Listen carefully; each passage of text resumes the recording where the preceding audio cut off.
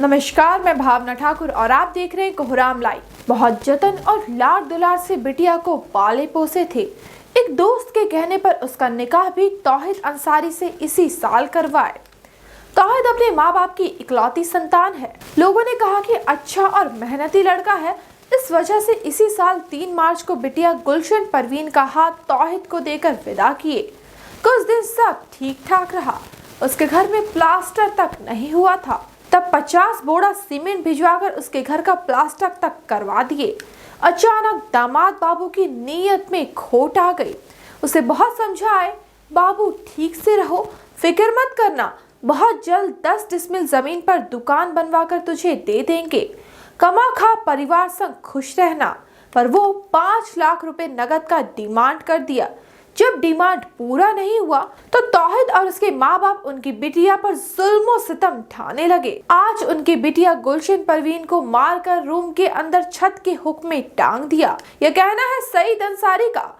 राजधानी रांची के पिठोरिया थाना क्षेत्र के बना कनाडू गांव में रहने वाले सईद अंसारी ने कहा कि आज दिन में उनकी बिटिया अपने मायके भी आई थी, पर दामाद बाबू उसे मारते पीटते अपने साथ अपने घर ले गए। दिन के 5:30 बजे भतीजे से पता चला कि गुलशन को मारकर टांग दिया गया है। वो भागे भागे उसके ससुराल पहुंचे। ससुराल वाले घर से भाग चुके थे। घर में कोई नहीं था। बेटिया का बेडरूम अंदर से बंद था। दरवाजा तोड़कर अंदर झांके तो मानो उन्हें काट मार गया। सईद का इल्जाम है कि उनकी बेटी गुलशन परवीन को मारकर उसे छत के हुक में टांग दिया गया। बिटिया का पूरा बदन ठंडा पड़ा था, बदन में कोई हलचल नहीं थी।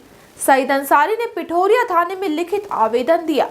उन्होंने दहेज हत्या का इल्जाम लगाया है।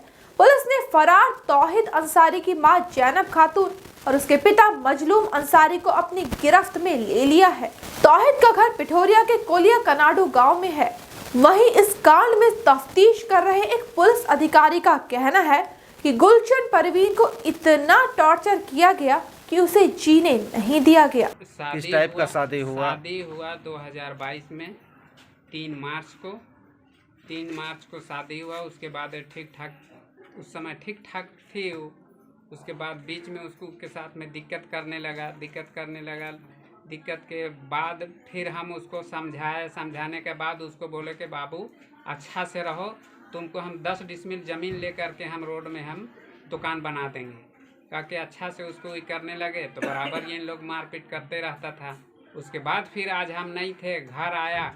घर में मेरा लड़का और एक लड़की थी और हम और हमारा बीवी हम चल गए थे मेहमानी। उसके बाद आने का बाद वो लड़की बोली थी कि हमको जाना है, ये हुसीर में चलिसुआ था वहाँ। तो उसके बाद वो लड़की बोली कि हम तो ये बात हम बोले नहीं हैं, आप अब्बू को क्यों बता दिए ऐसा। कह के हमको चलिए सामने अब्बू जगह ले चलिए, कह के वो मेरा घर ले आया। ले आने का बाद हम नहीं थे। उसके बाद मेरा एक बेटी थी, उसको गाली गलौज देने लगी कि तुम बताओ, तुम फ़ोन से तुम बता दी है कि हम अब्बू के साथ क्या क्या बोले थे उसको। उसके बाद फिर लड़का यहीं से मारते हुए ले गया घर और ले जाके ऐसा इस तरह किया है।